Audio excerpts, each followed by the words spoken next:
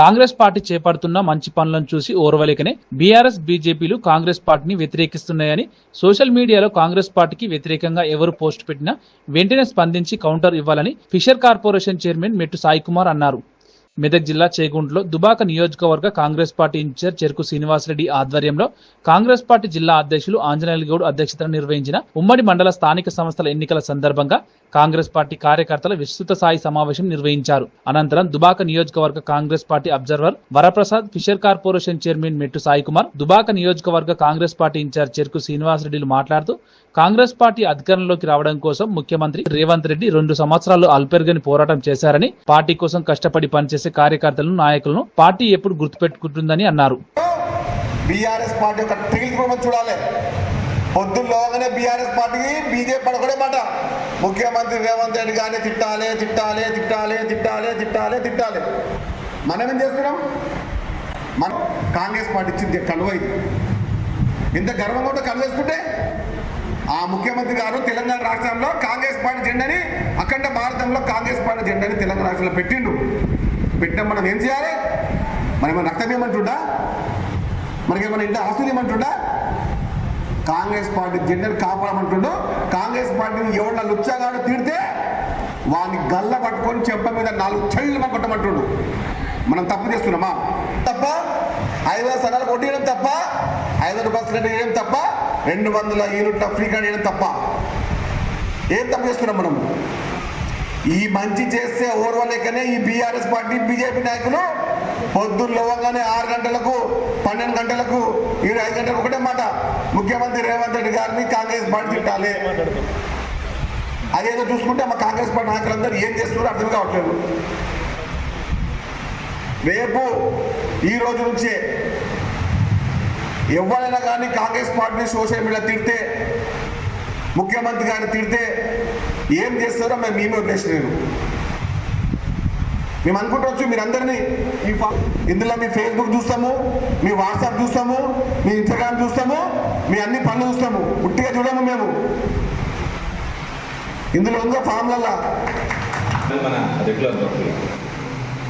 కానీ ఆత్మవిశ్వాసం కాంగ్రెస్ పార్టీ కార్యకర్తలు అనేటోళ్ళు ఈ దేశంలోనే ఏ పార్టీకి సంబంధించిన కార్యకర్తల కంటే కూడా కరడుగట్టినటువంటి కాంగ్రెస్ వాదులు, చాలా గట్టిగా నిలబడేటువంటి స్వభావం ఉన్నటువంటి వ్యక్తులు కాంగ్రెస్ పార్టీ కార్యకర్తలు. చాలా గ్రామాల్లో మనం చూస్తాం, వాళ్ళు ఏ పదవి ఆశించరు, వాళ్ళు ఏం కావాలని కోరుకోరు. కానీ కాంగ్రెస్ పార్టీ జెండా ఎగిరితే చాలు, కాంగ్రెస్ పార్టీ అధికారంలో ఉంటే చాలా అని సంవత్సరాల తరబడి వాళ్ళు పని చేస్తూనే ఉంటారు. ఏం ఆశ ఉండదు వాళ్ళకి, ఏం ఆశ ఉండదు. గ్రామాలలో ఒకవేళ నాయకులు పోయినప్పుడు సరిగా పని చేయకపోతే నిలదీస్తారు ముఖం మీదనే, ఏం చేస్తారు మీరు పని చేస్తున్నారు అంటే. కాంగ్రెస్ పార్టీ కార్యకర్తలు నైజం అనుకుంటారు అట్లాంటి స్వభావం.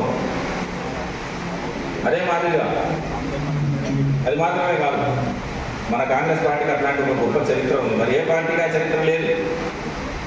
కాంగ్రెస్ పార్టీ ప్రాణ త్యాగాల వల్లనే ఎంతోమంది కాంగ్రెస్ కార్యకర్తలు స్వాతంత్రం రావాలని, స్వాతంత్రం సాధించాలని ఈ మట్టిలో ఎంతోమంది కార్యకర్తలు, ఈ దేశం మట్టిలోనే కార్యకర్తల రక్తం ఉన్నది కాంగ్రెస్ పార్టీ కార్యకర్తలు.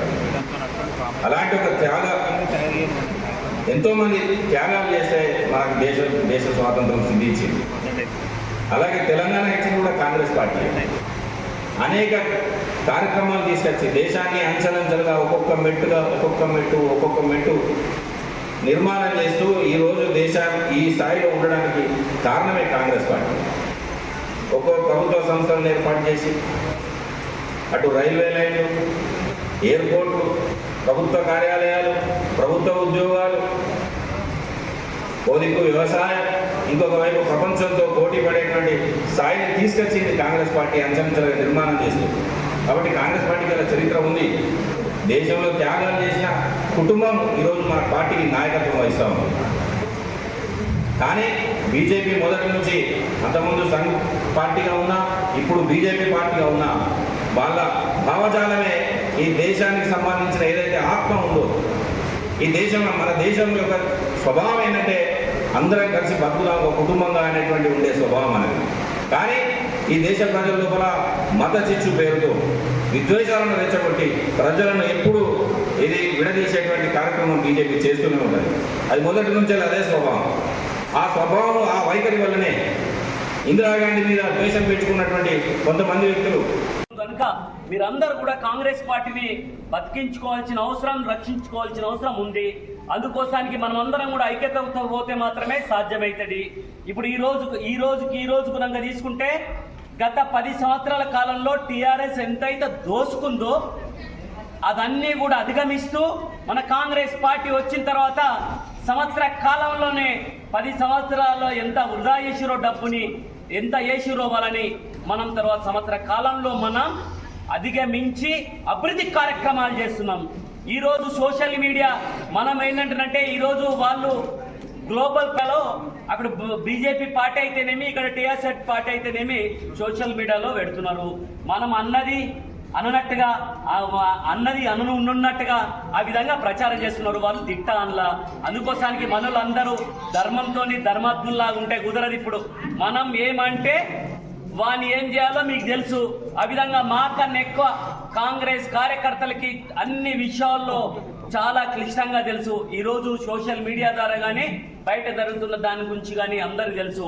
ఈరోజు కాంగ్రెస్ పార్టీ ఇబ్బంది పెట్టాలన్నప్పుడు తర్వాత వారి 140 సంవత్సరాల చరిత్ర గల పార్టీది, దీనికి ఒక త్యాగాలతో కూడుకున్న పార్టీది, త్యాగాల కుటుంబంతో కూడుకున్న పార్టీది. అందుకోసానికి మనందరం కూడా మీరు భాగస్వామ్యులు అయినందుకు నిజంగా ఒక జిల్లా అధ్యక్షుడు గర్వపడుతున్నా. మీకేం చేయలేకపోయినా పనిచేసే నాయకులకు ఖచ్చితంగా కాంగ్రెస్ పార్టీ గుర్తింపిస్తుంది. అదేవిధంగా మన దుబ్బాక ఇన్ఛార్జ్ శ్రీనివాసరెడ్డి గారు, మా సోదరులు, వారు పనిచేసే వాళ్లకు ఖచ్చితంగా గుర్తింపిస్తారు. అధిష్టాన వర్గం కూడా ఎవరైతే పనిచేస్తారో వారికే గుర్తింపించే విధంగా చేస్తుంది. ఈ రోజు మీ దగ్గరికే వచ్చి ఫామ్స్ తీసుకొని మండలాధ్యక్షులు కానీ ఈరోజు వివిధ హోదాల్లో కానీ చేస్తున్నదంటే అది కేవలం కాంగ్రెస్ పార్టీలో మాత్రమే సాధ్యమవుతుంది. ఇదన్నీ కూడా తర్వాత ఏ పార్టీలో సాధ్యమవుతుంది, ఏ పార్టీలో కూడా కొన్నిసార్లు కొందరికి అవకాశం ఇవ్వాల్సి వస్తుంది. కాబట్టి అందరూ ఒక కుటుంబ సభ్యులుగా ఆలోచన చేయండి. అని నేను మొదటి చేసిన నన్ను రోడ్డు దగ్గర పెట్టింది కదా ఆ భావన కలిగదు. ఎందుకంటే మనం ఒక 2 పార్టీలను ఎదుర్కోవాలంటే ముఖ్యంగా గత 40 సంవత్సరాల నుంచి ఇక్కడ కాంగ్రెస్ పార్టీకి ప్రాతినిధ్యం లేదు కాబట్టి చాలా కష్టపడాల్సిన అవసరం ఉంది. కాబట్టి అవకాశాలు వస్తాయి. వచ్చిన వాళ్ళు గొప్ప కాదు, రానోళ్ళు తక్కువ కాదు. కాబట్టి ఒక మంచి సదుద్దేశంతో ప్రతి ఒక్కరూ మెల్లాలని కోరుతాము. మనం ఎన్నో సంక్షేమ కార్యక్రమాలు చేస్తున్నాం. ఉదాహరణకు ఇందిరమ్మ ఇల్లు వచ్చిన 3,500, ఒక సంవత్సరంలో 3,500 ఇల్లు ఇందిరమ్మ వాళ్ళు వచ్చి నగరము చెప్పాలి. మన గ్రామ స్థాయిలో పోయి 200 యూనిట్ల కరెంట్ ఇస్తున్నాము, ఒక సంవత్సరంలో ఇస్తున్నాము. వాళ్ళు ఇచ్చినారు అడగాలి. ఎన్నో మనకు ఫ్రీ బస్సు ఇస్తున్నాము, గ్యాస్ సిలిండర్ ఇస్తున్నాము, రుణమాఫీ చేసినాము. ఒక సంవత్సరంలో ఈ సంక్షేమ కార్యక్రమాలు మనం ప్రజలకు వివరిస్తున్నాం అంతే. చాలా మంది మీ పార్టీ వాళ్ళే రావట్లేదు, మా ఇంటికి రావాలి, మా ఇంటికి వచ్చి ఓట్లు వేయాలి అనే సందర్భాలు చాలా ఉన్నాయి. కాబట్టి ఈ ఎన్నికలు కూడా దానికి మాకు కూడా తెలుస్తుంది. గ్రామ స్థాయిలో పోతే ఏ నాయకుడు పనిచేస్తాడు, ఏ నాయకుడు పదవి వచ్చిందో ఆ విధంగా ఉంటుంది. కాబట్టి మీరందరూ కూడా రాబోయే స్థానిక సంస్థ ఎన్నికల్లో ఒక యుద్ధ ప్రభుత్వాలు, ఒక యుద్ధం అనుకోవాలని వివరించండి. ఒక గ్రామంలో మన సంక్షేమ కార్యక్రమాలు ఎవరికి అందరూ 100% ఎవరికి అమ్మాయి, 60% ఎవరికైతే అందిందో వాళ్ళ దగ్గర పోయి మాట్లాడండి. ఖచ్చితంగా మీకు అందరే కాబట్టి కాంగ్రెస్ పార్టీకి వేయాలని చెప్తే ఖచ్చితంగా ఓట్లు పడుతుంది. మనం పోయి మనం వివరించుకునే పరిస్థితులు ఉన్నాయి. కాబట్టి ఆ ఉద్దేశం పెట్టుకోకండి. ఆ గ్రూపులను పక్కన పెట్టాలి.